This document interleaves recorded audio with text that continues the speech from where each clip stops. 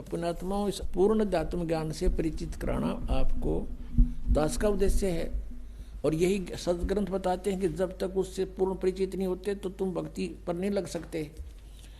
गीता जी अध्याय नंबर 2 के श्लोक नंबर 53 में कहा कि अर्जुन, जिस समय तेरी बुद्धि भिन्न भिन्न प्रकार के भ्रमित करने वाले वचनों से हटकर एक परमात्म तत्व के उस तत्व ज्ञान के ऊपर आश्रित हो जाएगी, यानी दृढ़ हो जाएगा, तब तो तू योग को प्राप्त होगा, तब तो तू भक्ति प्रारंभ करेगा, स्टार्ट होगी तेरी भक्ति। जब दृढ़ भक्त बनेगा तो आपको दृढ़ भक्त बनाने के लिए ये अध्यात्म ज्ञान, यो कृष्णम अध्यात्म यानी संपूर्ण अध्यात्म ज्ञान आपके रूप कराया जा रहा है। अब देखिए थोड़ा सा लिंक इससे संबंधित हो गया। श्री शिव पुराण, गीता प्रेस, गोरखपुर से प्रकाशित, संपादक हनुमान प्रसाद पोदार, इसके 26 पृष्ठ पे दिखाते हैं आपको। एक बार ब्रह्मा जी और विष्णु जी का इस बात पर झगड़ा हो गया, विद्वेश्वर संहिता। वो कहता मैं तेरा बाप, वो कहता मैं तेरा बाप। ये 24 पृष्ठ से शुरू होता है। तो इनके युद्ध को समाप्त करने के लिए इस काल ब्रह्म ने, जो एक अपने वास्तविक रूप में प्रकट नहीं होता, इनके बीच में एक स्तंभ खड़ा कर दिया, पिलर, लिंग, इसको बाद में शिवलिंग कहने लग गए।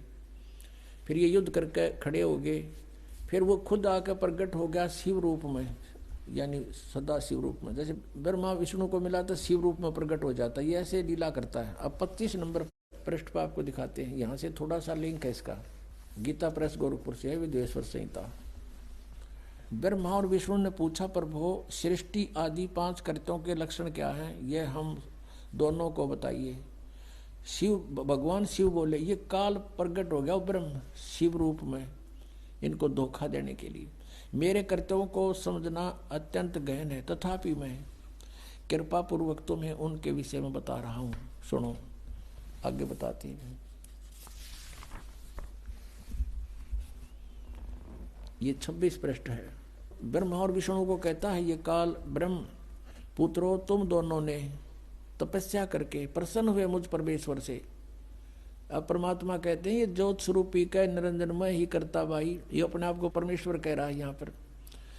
मुझ परमेश्वर से सृष्टि और सतिथि नामक 2 कृत प्राप्त किए हैं, ये दोनों तुम्हें बहुत प्रिय है। इसी प्रकार मेरी विभूति रूप स्वरूप, यानी मेरे जैसी शकल के रुद्र और महेश्वर में मैं नहीं है, ने 2 अन्य उत्तम कृत संहार और तिरोभाव मुझसे प्राप्त किए हैं, परंतु अनुग्रह नामक कृत कोई दूसरा नहीं प्राप्त कर सकता। आगे देखो, ऐसे सिद्ध हो गया कि यहाँ ये पुराण का वक्ता जो है, पुराण जो बोलने वाला है, ये ब्रह्मा विष्णु से और रुद्र और महेश से न्यारा है।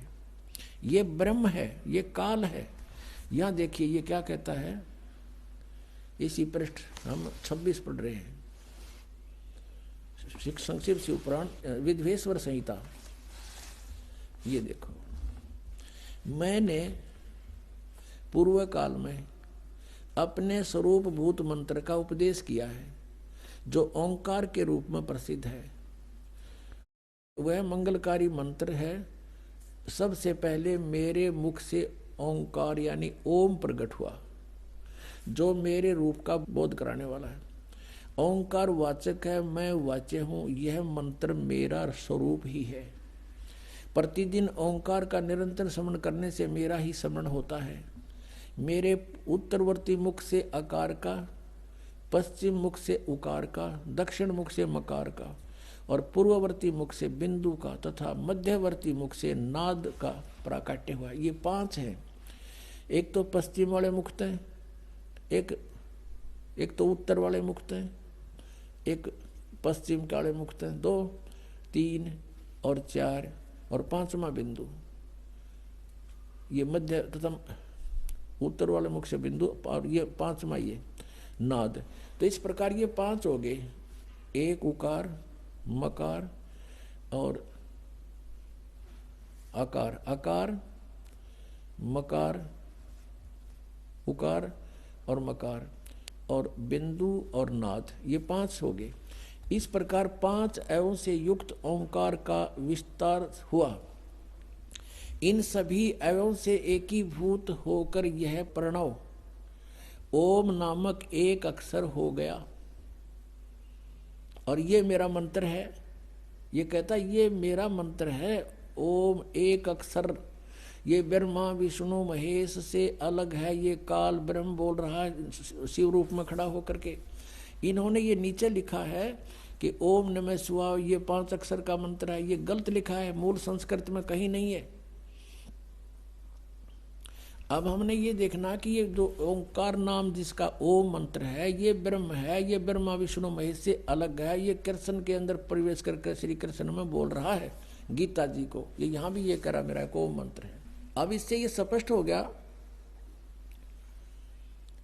कि गीता जी का ज्ञान ये काल बोल रहा है और श्री कृष्ण में प्रवेश होकर बोल रहा है।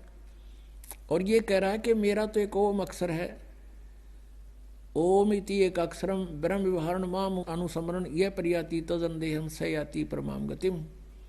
मुझ ब्रह्म का एक ओम अक्षर है, एक अक्षर है, नथिंग एल्स।